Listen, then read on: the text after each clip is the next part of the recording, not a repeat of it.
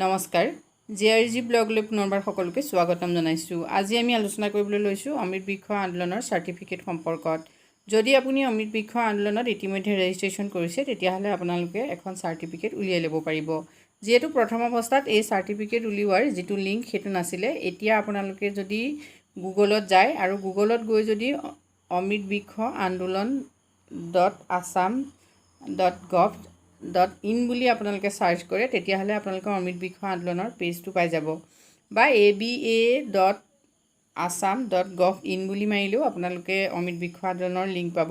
.3 click কৰিলে আপোনালোকে এই পেজটো পাব। ইয়াত home, statistics, videos, take place, identified species আৰু লগইন, এই লগইন যিটো অপশ্যন আছে এই অপশ্যনটোত আপোনালোকে ক্লিক কৰক। যেতিয়া আপোনালোকে লগইন অপশ্যনটোত ক্লিক কৰিব তেতিয়াহ'লে আপোনালোকলৈ এইখন ফৰ্ম আহিব। এই ফৰ্মখন চাওক, অমৃত বৃক্ষ আন্দোলন লগইন ফৰ্ম। ইয়াত আপোনালোকে প্ৰথমতে মোবাইল নাম্বাৰ লিখিব লাগিব, next one time password, registration number.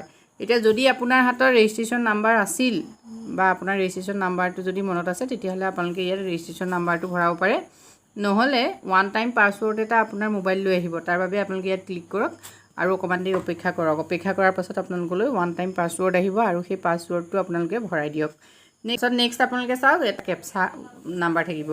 সেই কেপচা নাম্বাৰটো আপোনালোকে enter captcha shown in the image, ওপৰৰ ইমেজত যিটো আপোনালোকে কেপচা দেখিব, মানে যিকেইটা নাম্বাৰ ওলাই থাকিব সেই নাম্বাৰকেইটা আপোনালোকে enter captcha shown in the image এই ঘৰটোত ফিল আপ কৰি দিয়ক। ইয়াৰ পাছত আপোনালোকে ছাবমিট কৰক। ছাবমিট কৰাৰ পাছত আপোনালোকে অকণমান দেৰি অপেক্ষা কৰক আৰু তাৰপিছত আপোনালোকৰ ৰেজিষ্ট্ৰেশ্যন যিখন চাৰ্টিফিকেট, মানে এই অমৃত বৃক্ষ আন্দোলনৰ ৰেজিষ্ট্ৰেশ্যন চাৰ্টিফিকেটখন আপোনালোকে লাভ কৰিব পাৰিব। ডাউনলোড চাৰ্টিফিকেট বুলি যেতিয়া অপশ্যন আহিব তাত আপোনালোকে ক্লিক কৰিব আৰু তেতিয়া আপোনালোকৰ অমৃত বৃক্ষ আন্দোলনৰ ৰেজিষ্ট্ৰেশ্যন চাৰ্টিফিকেটখন আপোনালোকে লাভ কৰিব পাৰিব। এনেকৈ আপোনালোকে অমৃত বৃক্ষ আন্দোলনৰ চাৰ্টিফিকেট লাভ কৰিব পাৰে।